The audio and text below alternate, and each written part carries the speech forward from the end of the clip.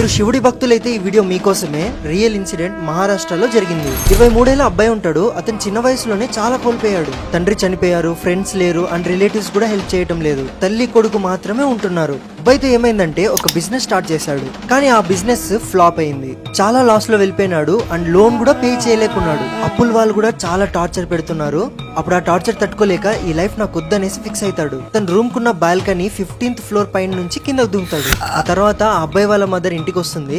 Sudden గా ఆ building కున్న వాచ్మ్యాన్ కాల్ చేసి, అమ్మ మీ కొడుకు బిల్డింగ్ వెనకలు ఉన్నాడు అని చెప్పాడు. పోయి చూస్తే ఆ అబ్బాయి ఒక నంది పైన పడున్నాడు. అబ్బాయిని నీళ్ళు కొట్టి లేపుతారు. ఏమైందని అడిగితే, అమ్మా నేను నా ఫ్లోర్ నుంచి దూకానని చెప్పాడు. కానీ అక్కడున్న వాళ్ళు ఎవ్వరు నమ్మరు. సరే అనేసి వాళ్ళు సీసీటీవీ కెమెరా చూస్తారు. చూస్తే అబ్బాయి ఏ నంది మీద అయితే పడినాడో ఆ నంది ఆ బిల్డింగ్ లోపల వస్తున్నట్టు గానీ వెళ్తున్నట్టు గానీ సీసీటీవీ కెమెరాలో రికార్డ్ అవ్వలేదంట.